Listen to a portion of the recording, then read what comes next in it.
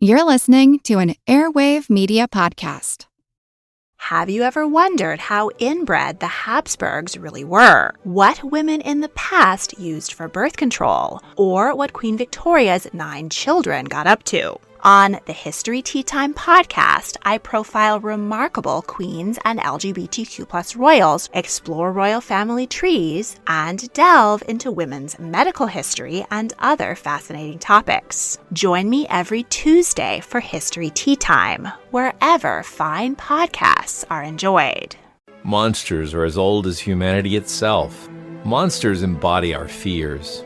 Yet, they help us define the boundaries of what it means to be human. We know most monsters aren't real, yet we can use monsters to learn about reality, psychology, biology, folklore, literature, critical thinking. We're on a journey to learn about the world through the lens of monsters, and we hope you'll come along with us. Subscribe at monstertalk.org.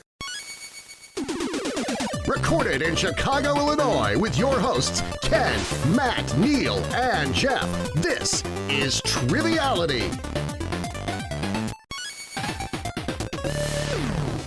Hello, and welcome to Triviality, the game where a lack of seriousness meets a little bit of knowledge. This is Ken coming at you. We got Jeff and Neil in the studio, Matt abroad. How you guys doing?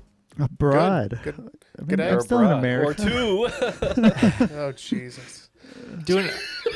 I, for one, am doing amazing 312. time of recording. It's St. Patrick's Day weekend, which means it's the beginning of footy. Aussie rules just started.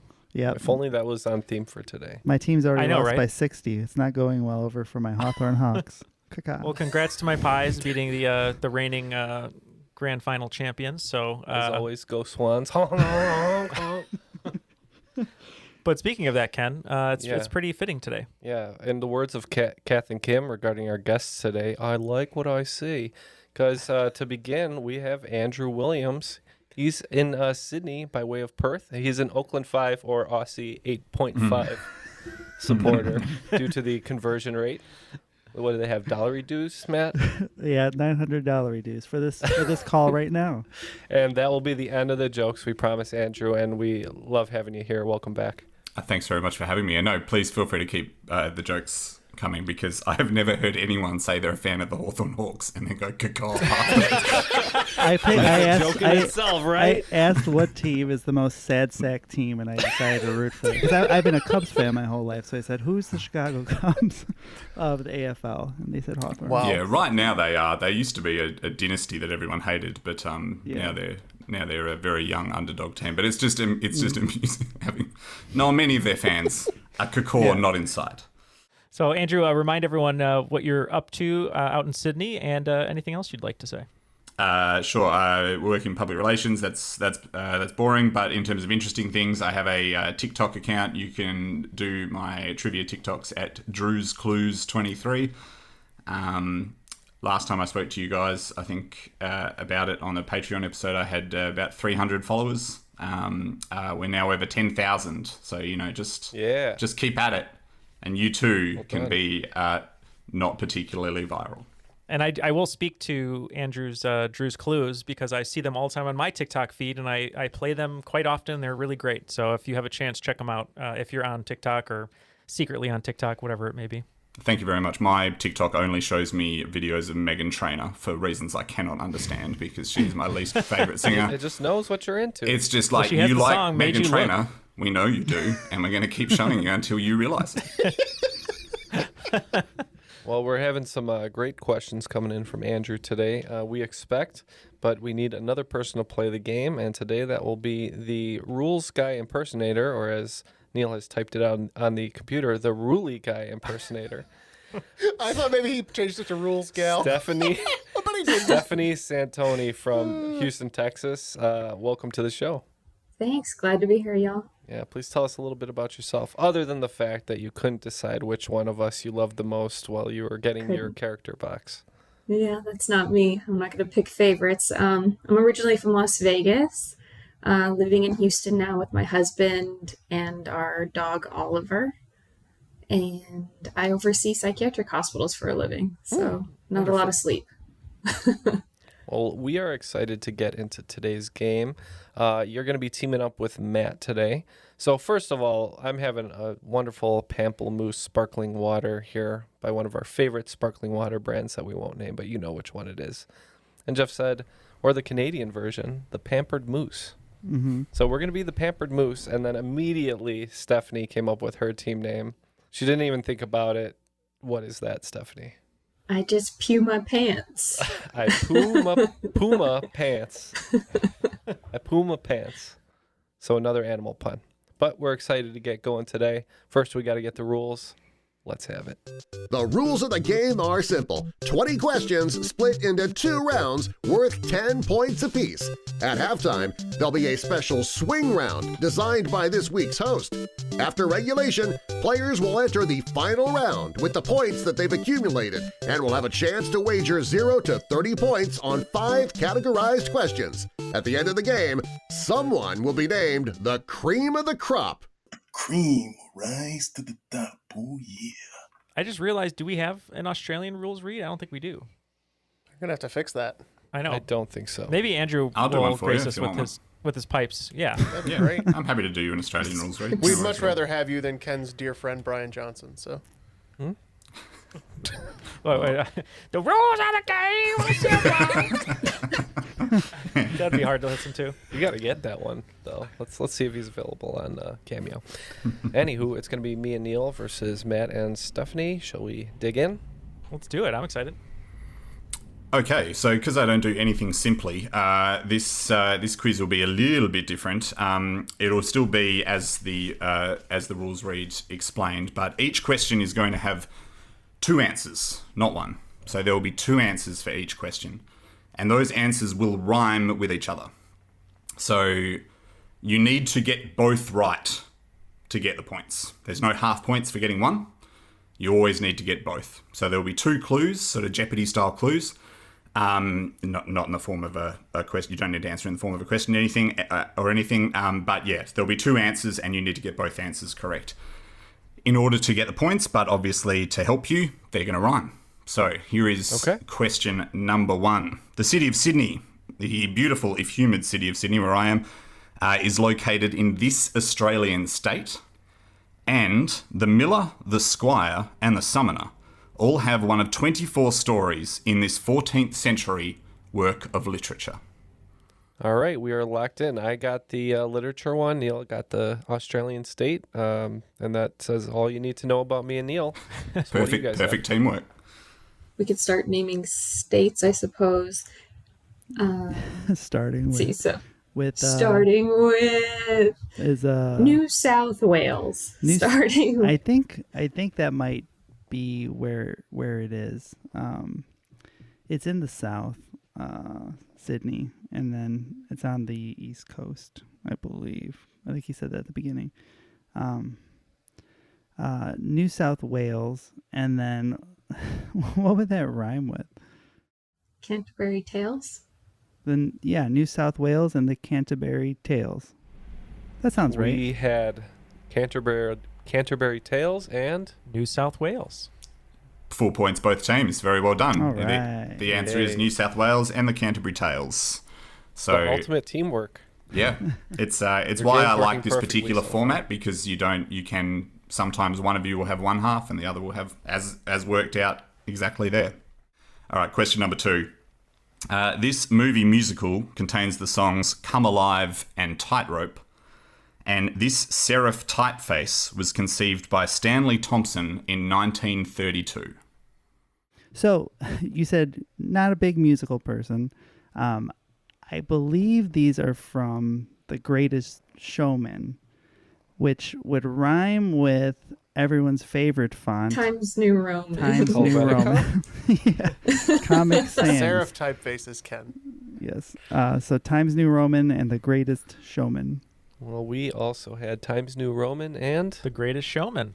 And 4 points to both teams. Very well done. Yes, Come Alive and Tightrope were probably the 2 least popular songs in many ways from that musical. And yeah, this Times New Roman was commissioned by the Times newspaper in 1932.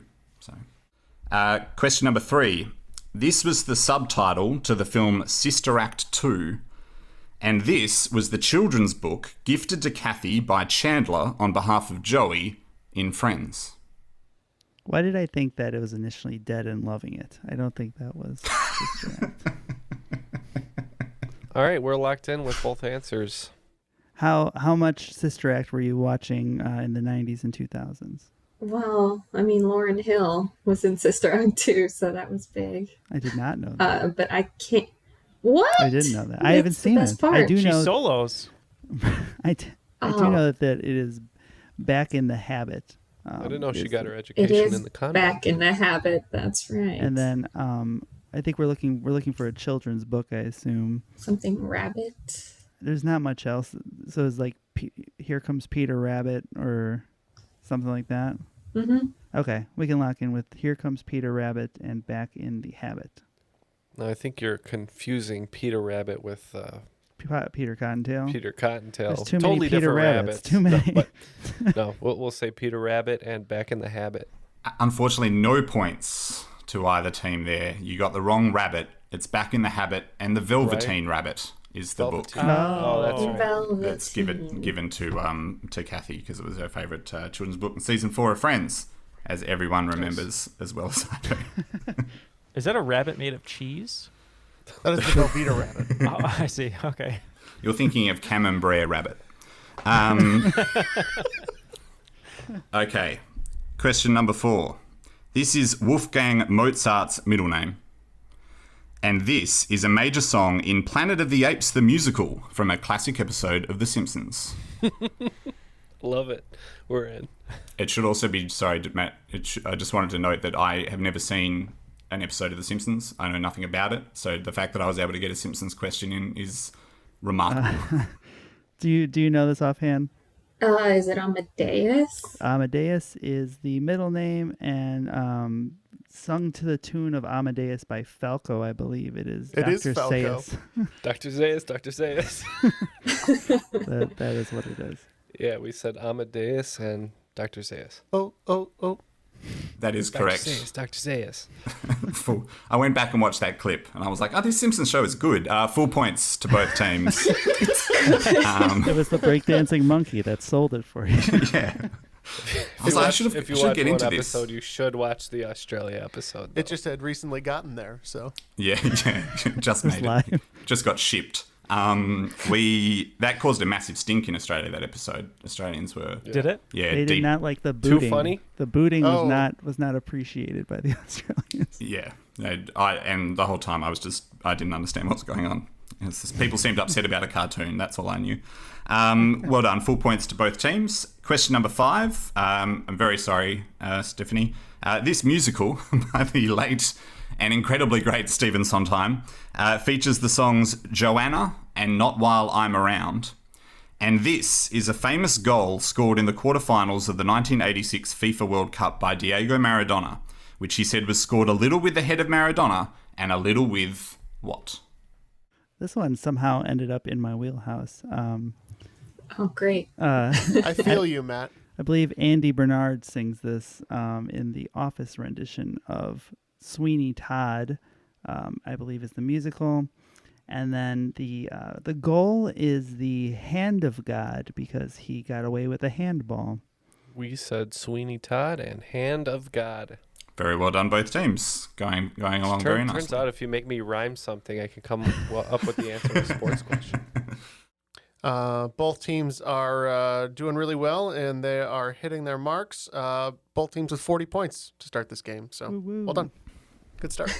And I am a gigantic musical theatre fan, but I think that's it, Stephanie. So Please, I think you're safe thank for the you. rest. I think I might prove myself wrong. All right, question number 6. This director's films include Noah and the Whale.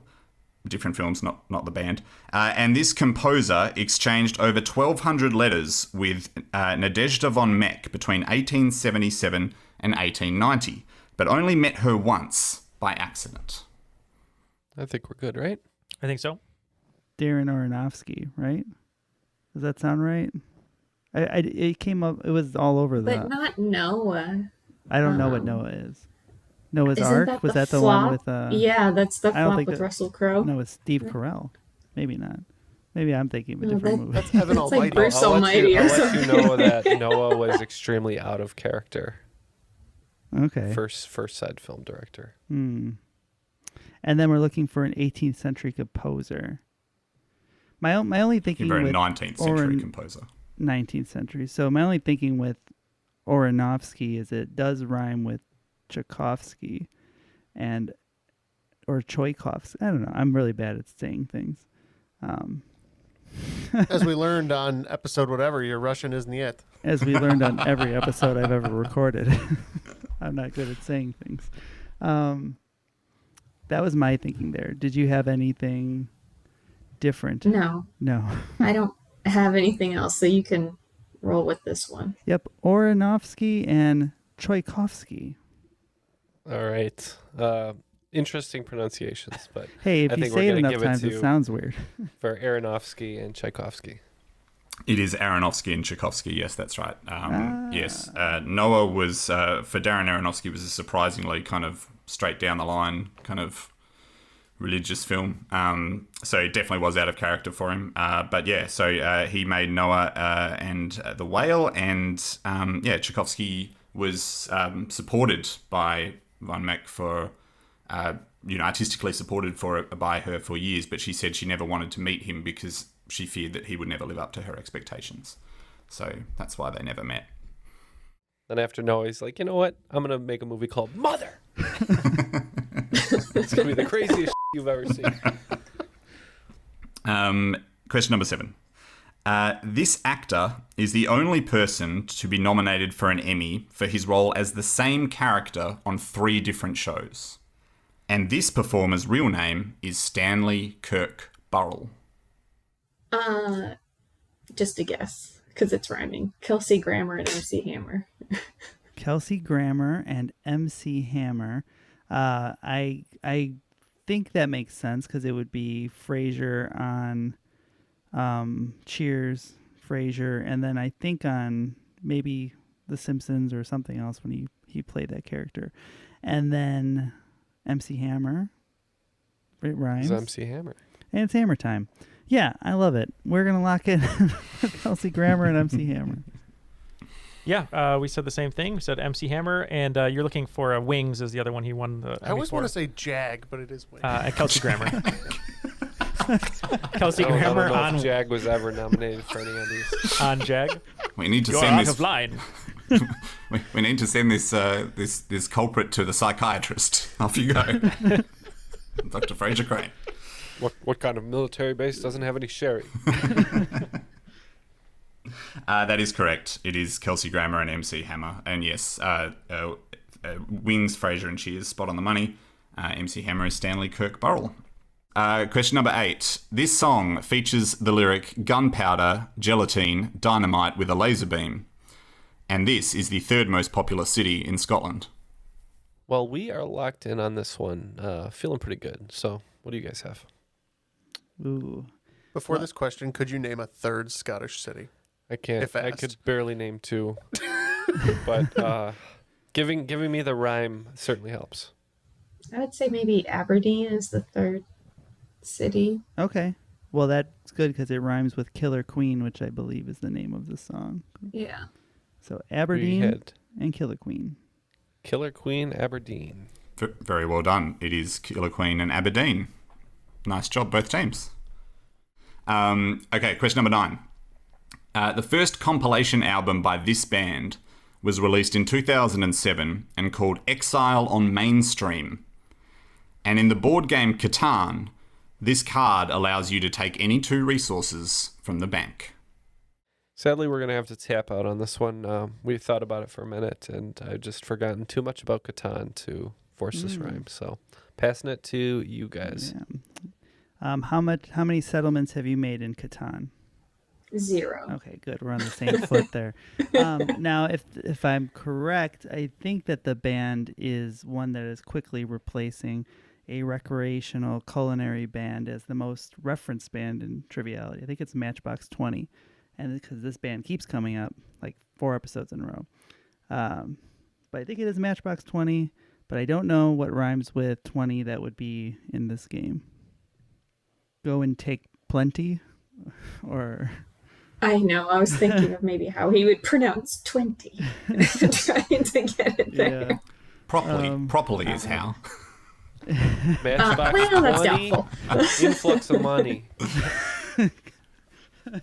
So we have Matchbox 20, and then probably something with plenty, right? Resources aplenty. Yeah. Yeah, That's where we're at. it's logical sense. Yeah. Do that. We're doing Matchbox 20. It's a resources aplenty. In my world, 20 does not rhyme with plenty, but by many pronunciations it would. If you pronounce it properly, I would suppose. 20, plenty. Would you also say plenty? If you were going to say 20? Plenty? Plenty. I say 20. 20 and plenty. Not 20.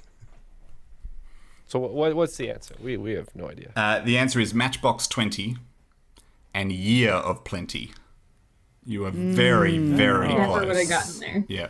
Year of Plenty allows you to take 2 resources in the bank in the game of Catan, which if you haven't played it, I feel like you're mostly lucky because it is one of the great friend-loser board games in history. I won't. I do that all on my own. I'm not gonna lie. It's not as bad as a lot of older board games, like Ken and my great Battleship feud of 2003. So we'll call that. I don't know if you can see behind me, but that's I've got a big board game collection, and there's a board game table sitting behind me. So yeah, it's awesome. I will warn you in advance that it's not going to be the end of the board game questions as we go along.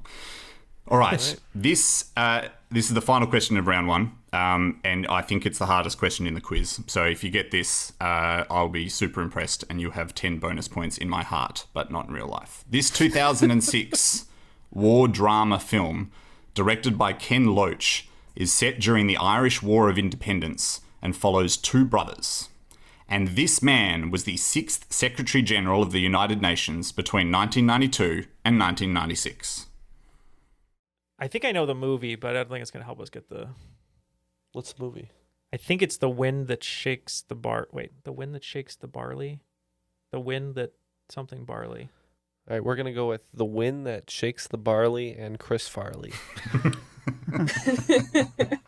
What do you guys have? Well, I'm glad that they said The Wind That Shakes the Barley, because that's what we were both thinking, right, Stephanie? Obviously. Yeah, I was there. Yeah. 100%. Now, I'm sure you were keeping up on your UN news in 1992. Do you recall this person at all? No, I think it was Chris Farley as well. Yeah, I'm pretty sure. It has to be 100%. Peak SNL days, yeah. Yeah, he was working 2 jobs, hardest working man in Hollywood. That's why they called him that. So yeah, Chris Farley, and the name of the movie that Neil said. And now Andrew says that is correct. Unfortunately, Chris Farley only ever got to Assistant Secretary General, so he doesn't qualify as an answer. No, this is, if you were to say to me, UN Secretary General, this is the first name I would say back to you because it's fun to say. It is The Wind That Shakes the Barley. Well done, Neil. And Boutros Ghali is the Secretary General of the United Nations. So we were looking for The Wind That Shakes the Barley and Boutros Ghali, and if you got that at home, very well done. Now, Andrew, what happens if you say that name into the mirror 3 times? The entire United Nations appears behind you. Indeed. So teams doing just a little bit poorer overall in the second half, only adding 30 each to their scores, but how dare us? Still staying dead even, 70-70. So wide open. We're going to throw it over to Andrew for the swing round. Just wanted to say thank you to Andrew and Stephanie for being Patreon supporters. If you'd like to join them in helping support our show, letting us upgrade our equipment, and just keeping us afloat, basically, you can go to patreon.com/Triviality Podcast, where you can get some main feed episodes ad-free, some bonus audio content, and if you're Stephanie, you get a special box that we will still not name because it's in transit right now. We don't want to ruin the surprise, but you get a cool character box that one of us will put together for you. So go to patreon.com/Triviality Podcasts and help support the show. And speaking of that, Stephanie, thank you for joining Patreon. Was it the bad jokes? Was it the episode name titles? What was it that made you finally say, you know what, I'm going to support these goofballs?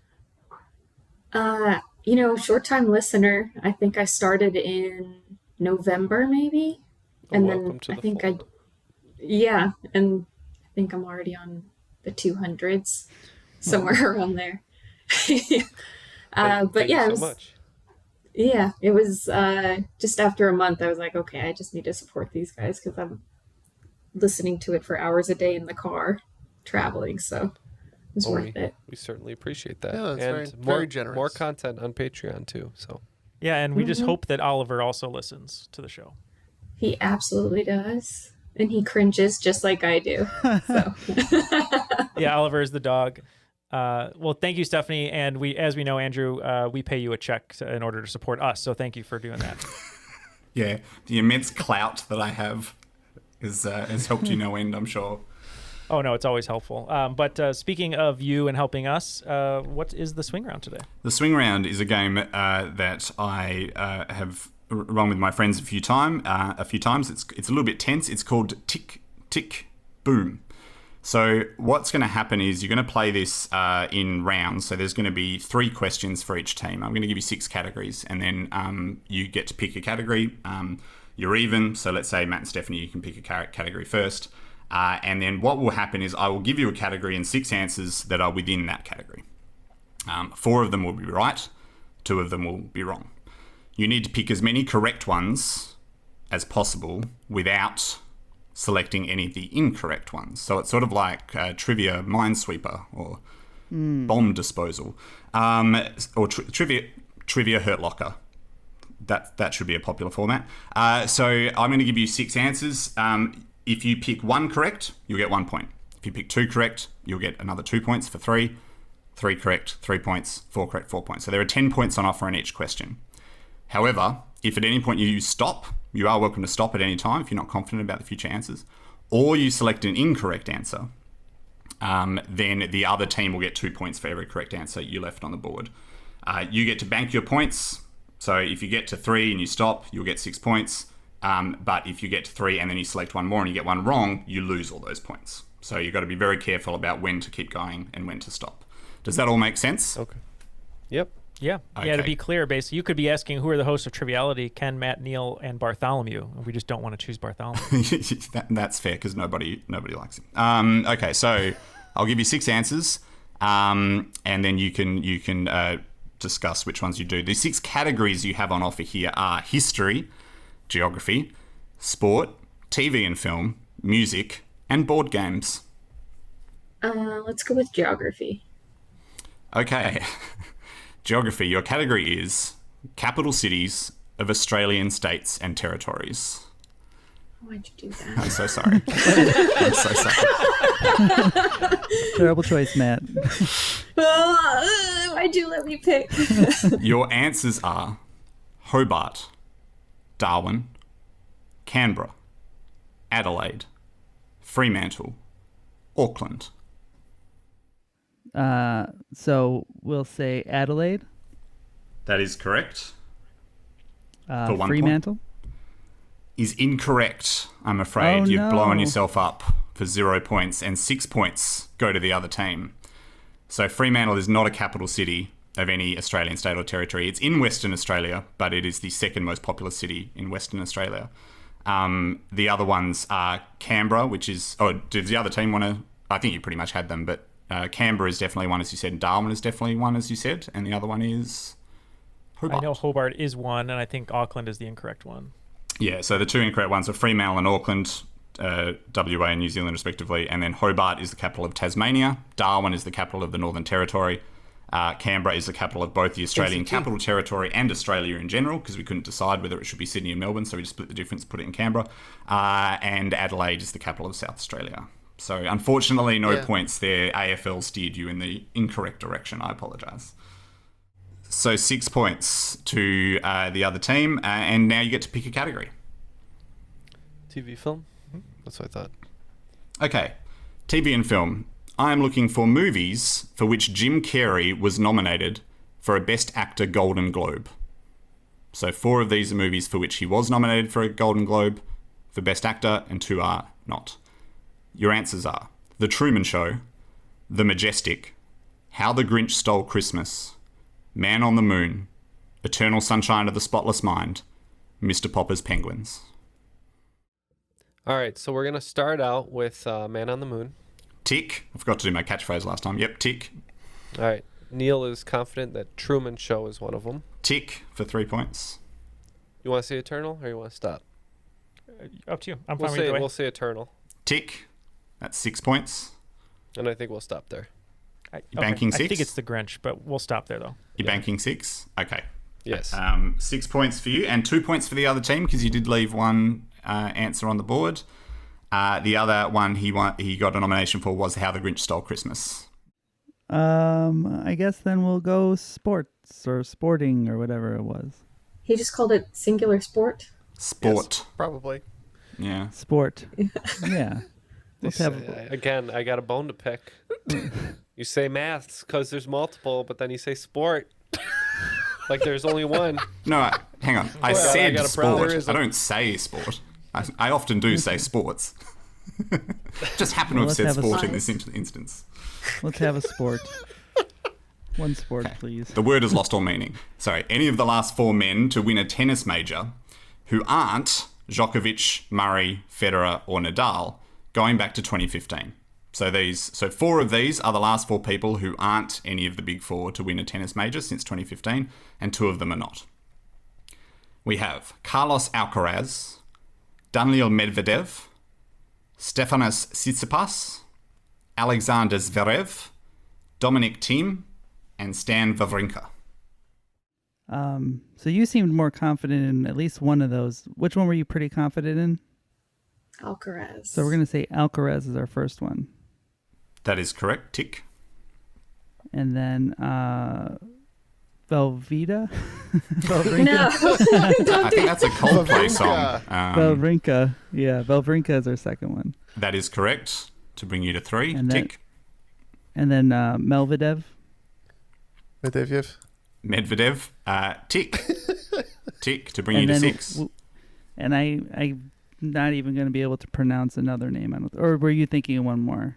I would guess the Zverev, but I think we should not. I think we should bank. I think we are going to bank the 3 we got because we are not playing it risky right now. Very good. So you got 6 points and 2 points to the other team. Does team in the studio, do you want to guess who the winner is? No, thank you. Okay. It is... Is it Tsitsipas? No, it's Dominic Thiem. However you pronounce his last name. He has the shortest and most difficult to pronounce last name. So you played it perfectly. Banked exactly when you should. 6 points for your team. Well done. Ken and Neil, what category would you like? You have history, music, and board games left on the board. We will take history, please. All I'm looking for here is anyone who is at any time Vice President of the United States of America. We have Nelson Rockefeller, Walter Mondale, Adlai Stevenson I, Adlai Stevenson II, Chester Arthur, and James Launceston.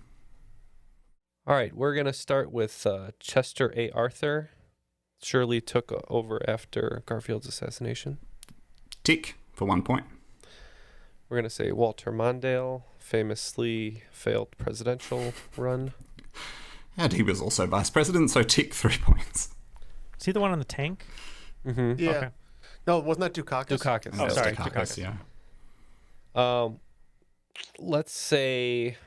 Let's go one more, and we'll say Stevenson? Adelaide Stevenson? Yeah, Stevenson. The first or the second? Actually, we'll say the first.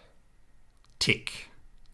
All right, we're out because that last one was a guess. Banking, that's fair. The other team, do you know who the other vice president on that list is? No. It's Rockefeller. Nelson Rockefeller. Yeah. Under Ford. That's what I was. Last 2 years of Ford, right, Jeff? I think.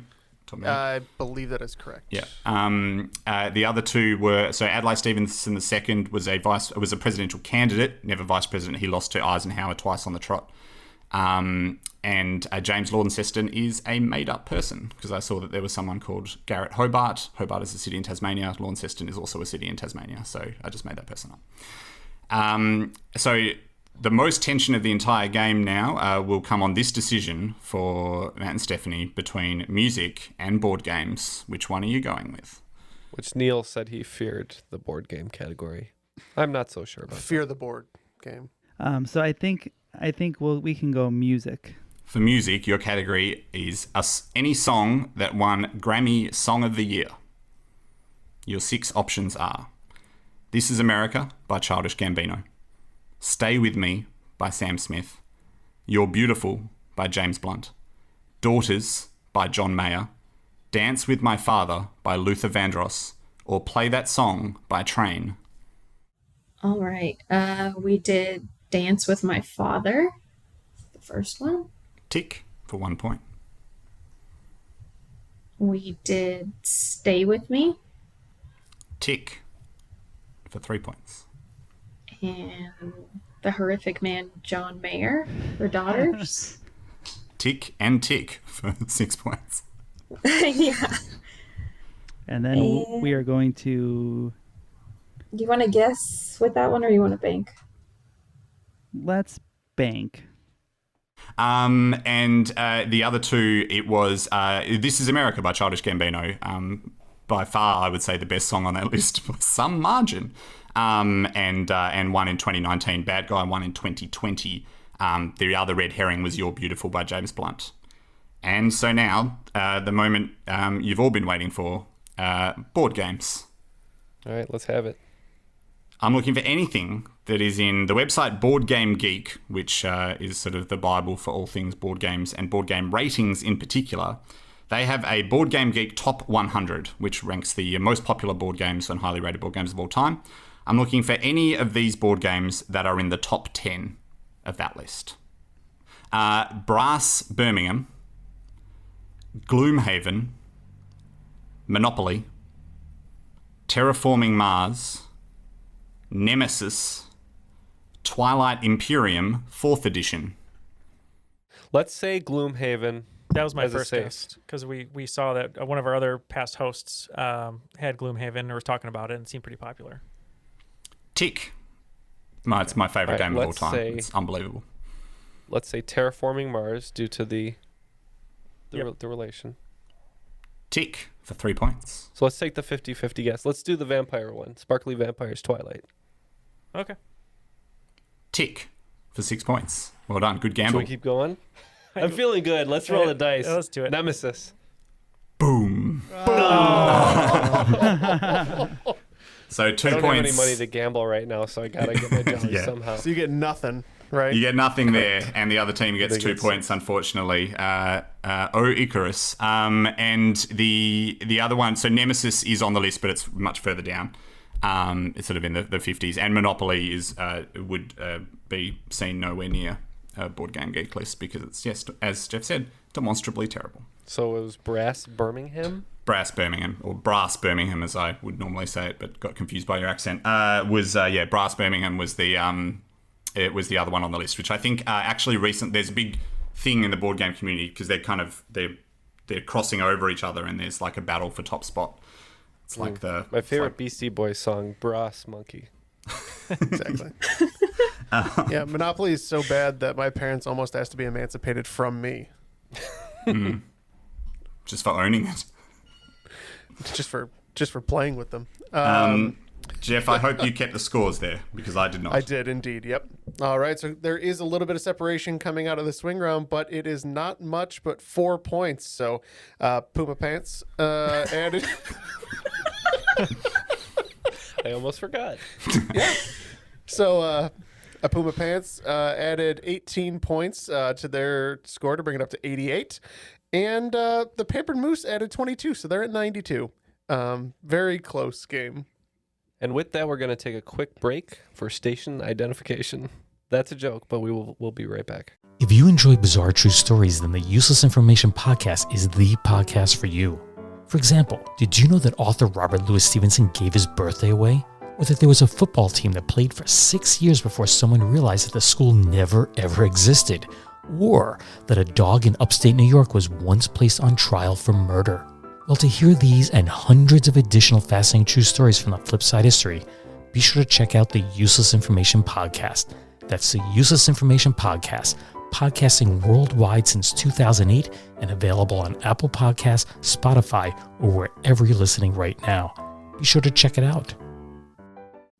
Hello everyone, it's Takuya here. And I'm Gabby.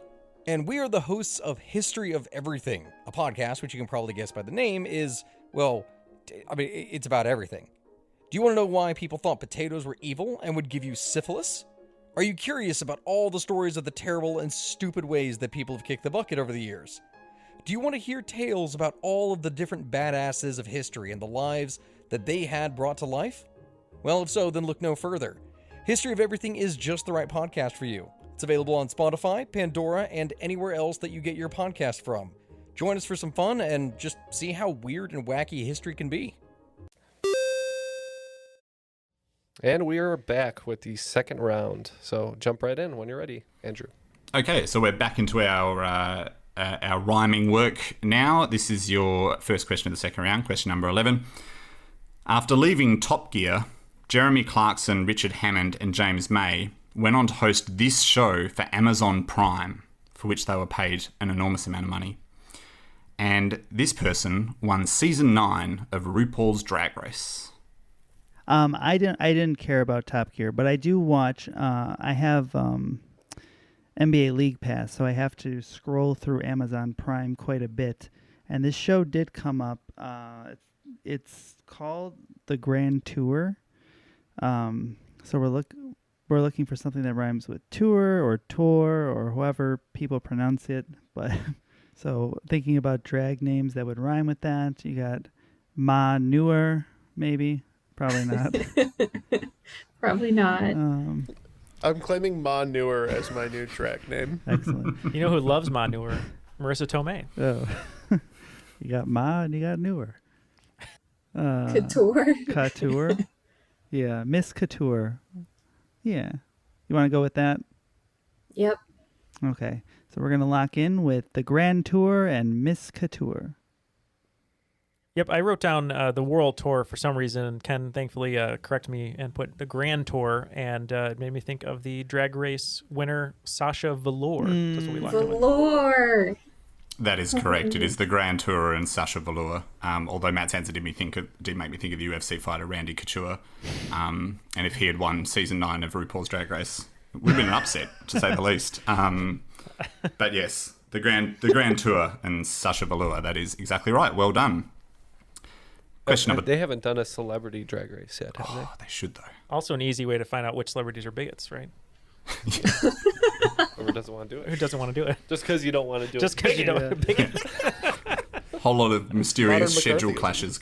Here are all the people that we asked who said no I'm way. not a bigot. I just didn't want to do it. I'm not interested. I'm allergic to makeup. Bigot. I'm not coordinated. Bigot. Sad this is getting cut. Yeah, too bad. That's okay. That's a shame.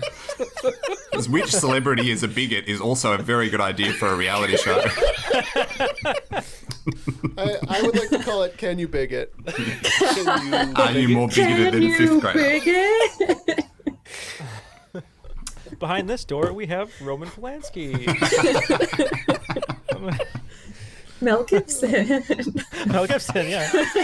He's the Who's host. shooting through the extra door? I'm your Alec host, Baldwin. Greg Probst. Can you bigot? And then Kramer waltzes in. I can bigot, you can bigot, he can bigot, she can bigot. They get all celebrities that have famously been burned. Oh yeah, and then like the winner public gets their relations. PR stuff just wiped clean. It's a new start. Question 2. In round 2, in the film Toy Story, Woody describes Buzz Lightyear's flying as this. And this international unit of measurement is defined as exactly 1,852 meters. I believe it's Falling with Style. And then... So nautical mile? And that rhymes with nautical mile. Kind of. Depending on how you say it. This show has made me very self-conscious about the way I pronounce everything, just so you guys know. We said Falling with Style and Nautical Mile. Full points both teams. Very nicely done. Yes, Falling with Style and a nautical mile. 1,852 meters. Question number 3. The epic of this ancient Mesopotamian hero is largely regarded as a foundational work in literature and religion. And this country is the most populous in the world to have never won an Olympic medal. Well, I was wondering about the story. I don't know about the hero, but I was wondering if the story's like the Rubaiyat or something like that. I'm not sure. I think of the countries. There's like, I think Bangladesh is one of them. Oh, And then Gilgamesh. that potentially rhymes with Gilgamesh, and that's. Mm-hmm. I don't think that there's one that rhymes with Sri Lanka, or any other countries. So we can go with Gilgamesh and Bangladesh. Well reasoned. We said Gilgamesh and Bangladesh. That is correct. Very well done. Gilgamesh and Bangladesh. One of my alternates was the wrestler Tatanka and Sri Lanka, but I couldn't make it work. Very well done. Gilgamesh and Bangladesh. Nice history and geography for you there. Number 4. In the film Pulp Fiction, Mia Wallace and Vincent Vega danced to this Chuck Berry classic. And this was John Bradshaw Layfield's finishing move in the WWE. All right, Ken and I can hear the song from Pulp Fiction, and I can see the finishing move from JBL, but we cannot, for the life of us, come up with a name, so we're going to tap. The finishing move is the clothesline from hell. But I don't know a song from that movie that would rhyme with that. I'm trying to rhyme hell with everything in my head, and it's not working. Yeah. I have no idea. So it looks like we've on the receiving end of the clothesline from hell, because we do not know this song. And all right. Part of me is now wishing they'd dance that song to Taylor Swift's 10-minute All Too Well. It would have been a very different, very, very long scene in the middle of Pulp Fiction. It is You Never Can Tell and Clothesline from Hell. That's Chuck Berry's You Never Can Tell is the song in that scene. Okay, and the final question for the first half of round 2. This trace mineral has the atomic number 25 on the periodic table. And this is what Nicolas Cage famously screams in a viral clip from the remake of The Wicker Man. All right, we got it. Not the bees. The bees. Just like that, he did it. Not the And bees. if he was screaming about a trace element, what would he scream? Manganese. There you go. Not the bees and manganese. Are you both going with manganese, not the bees? Yeah. Yeah, you're both correct for 10 points, both teams. Yeah, that's right. Manganese and not the bees. Oh, no. That was my favorite question of the game. All right, both teams adding to their scores quite nicely in the first half of the second round, but just eking out a little bit of an advantage would be the Pampered Moose with their lead of 132 over Puma Pants, 118. Very good. Okay, second half of round 2. This city was the subject of a handover from the British Empire to China on the 1st of July 1997. And this was a chart-topping single in many countries for Cisco in the year 2000. I got it. Take it back. This is the best one. Yeah. So we got Hong Kong, Hong Kong. Hong Kong, Hong Kong. That's right. When China said, "Let thong, me thong, see thong, Hong thong. Kong." I presume you had the same? Yes. Official answers from both teams, if I could. Hong Kong and Thong Song. Hong Kong. I just want to hear Matt and Stephanie say it, yeah. And thong. Thong song. I like the way the money flows. It is Hong Kong Thong Song. Well done. Very good. Question 17. Glad both teams could connect the dots. I like it. This 12-letter word means to be able to perceive or see the future. And this 11-letter word is a common collective noun for a group of flamingos. So, is it clairvoyance? I'm pretty sure because this came up. I forget where this came up. Maybe it was a New York Times crossword puzzle I did. But it is a flamboyance. Buoyance, yeah. We agree. We think it's clairvoyant, flamboyant. clairvoyance, flamboyance, or flamboyant is fine as well.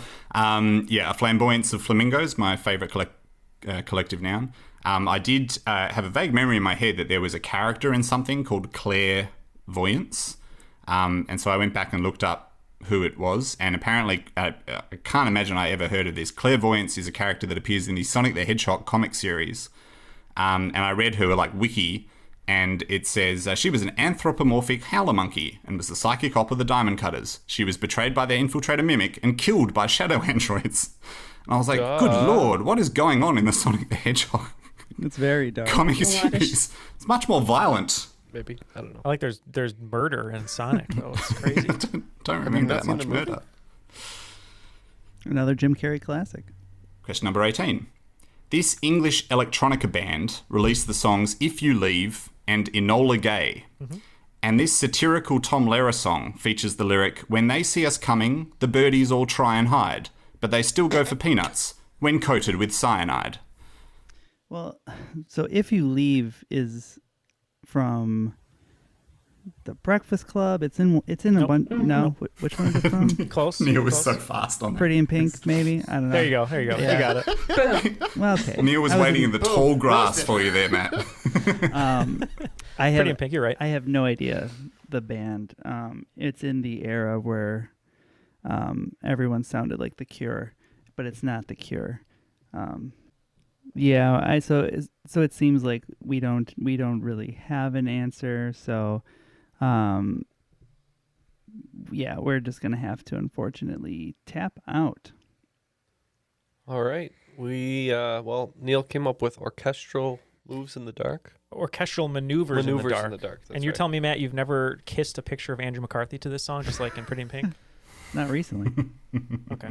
And I said maybe the other song's called Afternoon in the Park. You are very close. Saturday Jeff, do you want to give the answer? As we murder them all with laughter and merriment, we are poisoning pigeons in the park. Okay. Yeah, it is orchestral maneuvers in the dark and poisoning pigeons in the park is the answer to that one. Question number 19.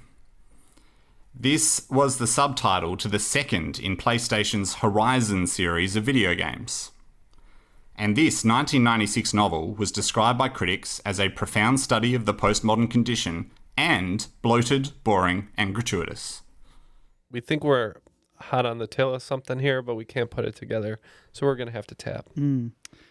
So the video game is Horizon Forbidden West, I believe. Words that rhyme with West. So you got best, test, jest. Is that John Leguizamo's The Pest? Yes. Or Big Puffy Vest. Big Puffy Vest. One of the greats. Yeah. Are y'all out? Out of steam? I think so, yeah. Big Puffy Vest and Forbidden West. All right, you guys said jest. Not big fans of David Foster Wallace, apparently. I think it's Infinite Jest, but we couldn't put it together. I could only get as far as Zero Dawn for the subtitle, so I think you got it. It is Forbidden West and Infinite Jest.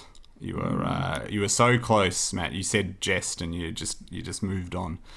I don't know many but yeah, Forbidden West, Infinite Jest by David Foster Wallace, which was covered in the movie The End of the Tour, which Neil was talking about with Jason Segel. That stinks too, because I think Lance Reddick. Yeah. Who rest in peace. He just passed, but he was in that sequel, and I actually read that title the other day, and I just couldn't recall it. Maryland. Yeah, he's in both of them. Okay, your final question in regulation. She still believes in miracles while others cry in vain is a lyric from which 1993 song? And who sang it? It's not Can You Feel the Love? I know. I just I was trying to figure out where that tone was. Yes, that's what it is. Still believes in miracles. No matter what. Can't you be the king I know you are? Can You Feel the Love Tonight by Elton John, who is He not. is inside. All right, so Neil was trying to sing the song to the tune of Can You Feel the Love Tonight? So I think we're not close, so we're going to tap. Yeah. We got Sitting by the Dock of the Bay by Dr. Dre. A valiant effort. If I told you that Neil was close-ish, but it was when he said Bruce Springsteen, but just a little bit worse. John Mellencamp. Oh, no, I would say that's a lot worse. That's where you went with that. No, if I told you it was Billy Joel. Oh, okay. Oh, I thought it Down was Billy in a Joel. Hole. It's All About Soul by Billy Joel.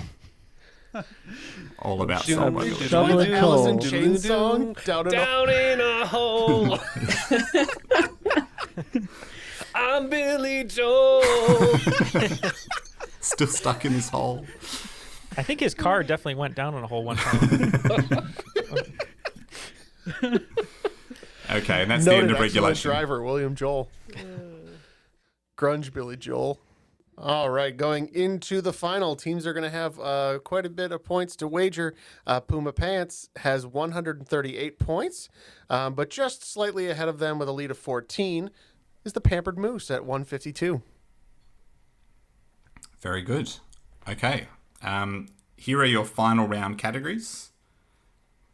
They are 57 Channels and Nothing On, Cover Me, Roll of the Dice, The Ghost of Tom Joad, and Wrecking Ball. All the wagers are locked in. Our team over here at the Pampered Moose is going 30s all the way down, and Puma Pants 15s all the way down. Not feeling as confident, but we'll see if that smaller wager pays off and we destroy ourselves, Neil. As a quick thought experiment, if you put pants on a puma, do you think it could poop its pants? I think it would. Okay. I think it would destroy those pants. Rip right through. Yeah, it's not a matter of could, it's will. If you put pants on a puma, would it be this way or this way? It really gives a whole new meaning to tear off. If any patrons work in the wildlife field, please get a pair of Janko pants. Yes, and and put them on a torture puma. an animal by putting them on. Janko, they're just gonna fall out the bottom. You want something snug. This wallet chain will get everywhere. Puma leggings. That's what you want. Puma leggings. Yes. There you go. Yes. A nice jogger. It's going to be Puma, the athletic wear company's I'm new definitely promotion. photoshopping a Puma, like a Puma's on a Fabletics Puma. ad for the cover of this one. Right? If it makes the cut. There you go. All right, what are our questions here? Okay. 57 Channels and Nothing On. Darkness on the Edge of Town, Streets of Fire, Lost in the Flood, and The Ties That Bind are all episodes of which television show that ran between 2012 and 2019? Cover Me. The Natalie Imbruglia hit song Torn is one of the most famous songs you didn't know were covers of all time. Which language was the original version of Torn recorded in? Roll of the Dice. The winner of the 2015 Monopoly World Championships, Niccolo Falcone of Italy, used as his token the same token that was found by a Monopoly writer Phil Orbanes, who wrote the book Monopoly Money and You, to be the most popular token selected by 1 in 4 Monopoly players. Which token is the most popular in Monopoly? The Ghost of Tom Joad. In the 1940 film adaptation of John Steinbeck's The Grapes of Wrath, which famous actor plays Tom Joad? And Wrecking Ball. In the seminal television program Lip Sync Battle, Anne Hathaway, one of the alarmingly famous people the show was able to get early on, performed a lip sync of Miley Cyrus's song Wrecking Ball in one of the show's most famous moments. Who was her opponent in that episode? All right, we have our questions. We'll be right back with our answers. What do you get when you take two childhood friends with a passion for unexplored history and a whole lot of booze? You get the goofiest game in history, Queen's Podcast. Hi, I'm Nathan. And I'm Katie, and we're the host of Queen's Podcast. Join us while we spill the tea on women from history. We get into all kinds of stories here, like biographies of lesser-known figures. For instance, Saida al-Hura, powerful pirate queen. To the stories you might already know, like Marie Antoinette or Cleopatra, but with a fun twist. Each queen is paired with a cocktail that'll totally get you in the mood to hear fun, juicy, and dramatic stories from history. Because history is so much more than just dudes on a battlefield, and we believe that the female perspective and roles are just as deserving of their time in the spotlight. Right. So come get to know these queens. Find us wherever you get your podcasts. Cheers!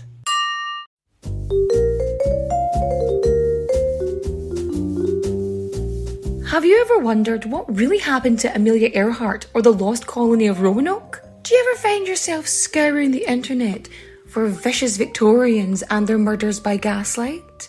Or perhaps you're just sick and tired of women being constantly misrepresented or plain lied about throughout history?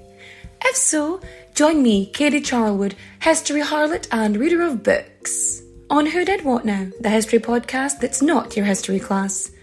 Part of the Airwave Media Network. Available on Apple Podcasts, Spotify, or wherever you listen to podcasts. Adios, au revoir, au revoir, my friends. Bye-bye.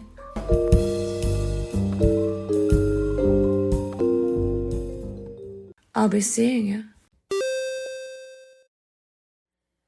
All the answers are now locked in, so let's get the questions one more time and see who will be today's cream of the crop. Okay. 57 channels and nothing on. Darkness on the Edge of Town, Streets of Fire, Lost in the Flood, and The Ties That Bind are all episodes of which television show that ran between 2012 and 2019? Sounds really, really familiar, like something I might have seen, which is a pretty limited list, but we couldn't come up with anything good, so we said Breaking Bad as a hopeful guess for 30 points. Well, I don't think that this is actually something you watch, because I'm pretty sure that this is Once Upon a Time. No points for both teams. It was not Once Upon a Time or Breaking Bad. When Matt and Stephanie were discussing, Stephanie just actually said, do you watch the CW? This show is on the CW.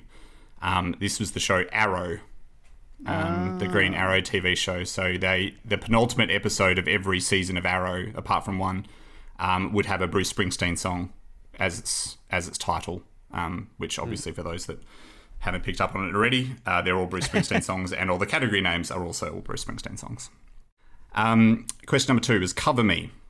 The Natalie Imbruglia hit song Torn is one of the most famous songs you didn't know were covers of all time. Which language was the original version of Torn recorded in? We just thought it might sound good in Spanish, so we said Spanish. Yeah, and we went back and forth. We said Portuguese, and we said Dutch. We played with Spanish, but we settled on Dutch. You're very close. It's Danish. It was the original language when it was recorded. Food. Yes. So yeah, very, very, very close. You were dancing far around. Your safe bet strategy is paying off for you. Paying off very Let's see nicely. If that continues. Roll of the dice. The winner of the 2015 Monopoly World Championships, Niccolo Falcone of Italy, used as his token the same token that was found by Phil Orbanes, who wrote the book Monopoly, Money and You, to be the most popular token selected by 1 in every 4 players. Which token is the most popular in Monopoly? I just picked the one that I like, and I said the thimble. And we toyed with the idea of dog, because who doesn't like a dog? And then we also said car, because a lot of people pick cars. Matt likes to zip around the board, so we said car. It is the car, the race car. That is correct. Very well done. So it's the race car. I think the dog is second. I don't think the thimble's even in the conversation. I've never seen someone say the thimble. It's a mistake, people. If it was Oliver, it would be first. Yes. Always. Question 4, The Ghost of Tom Jones / Joad. In the 1940 film adaptation of John Steinbeck's The Grapes of Wrath, which famous actor plays Tom Joad? Yep, we went with Henry Fonda. Yeah, we were pretty sure that Neil would get this, and hearing that name, that sounds right, because we had no idea, and we went with Humphrey Bogart. It's Henry Fonda. Very well done, Neil. Yep, Henry Fonda. They made the movie a year after the book came out. Book came out in 1939. Movie came out in 1940. And finally... Whenever somebody's struggling for a place to stand, kid. You see, there's something called the Great Depression, see? And finally, Wrecking Ball. In the seminal television program Lip Sync Battle, Anne Hathaway, one of the alarmingly famous people the show was able to get early on, performed a lip sync of Miley Cyrus' Wrecking Ball in one of the show's most famous moments. Who was her opponent in that episode? Wasn't too sure on this one, but I was just thinking time period and the way that movies like to market their actors, and this might have been around the time Devil Wears Prada came out, so we thought maybe it was Emily Blunt. Yep, and Matt knew this one right away, and he said Emily Blunt. Yes, correct answer. Horrendous logic. It was about 10 years after Devil Wears Prada. It's not even in the ballpark. But you were nonetheless correct. It was Emily Blunt. As she swings back on the wrecking ball, she gives Emily Blunt the finger. And if you watch the YouTube clip, which is still good, it has to be set up there with the Tom Holland one. And that's the game. And what a game it was. So both teams going, different poorly. You could say poorly. Different strategies here, for sure. Often we see that the big bets will pay off, but this is a real close game because if I am not mistaken, it is a score of 122 to 123, favoring the team at Puma Pants. Oh, wow. Queen of the crop. Unjustifiably in a position that I'd rather not be in, but the cream will rise to the top. Oh, yeah.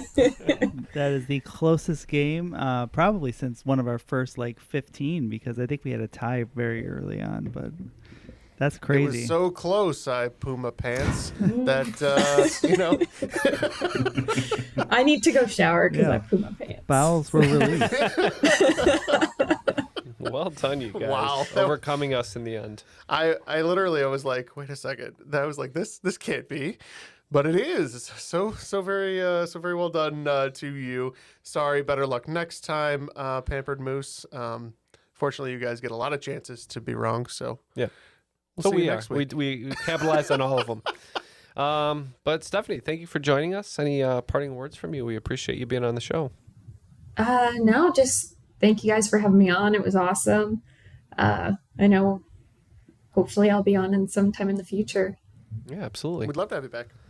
And Andrew, once again, a great game presented by you. We always like having you on the show. Any parting words from you? No, thanks very much for making the podcast and having me on. It's terrific, as anyone who listens knows. And if you would like to be deeply confused by some more quizzes, then Drew's Clues 23 on TikTok is the place to be baffled. All right, and that'll be our show for today. We appreciate both of our guests, but we also appreciate Airwave Media, our network. So we wanted to shout out a few of their shows, such as A Mindful Moment, History Uncovered, and Movie Therapy. So perhaps check some of those out. And without further ado, that'll be it for Stephanie, Andrew, Matt, Jeff, Neil, and myself. That was Triviality.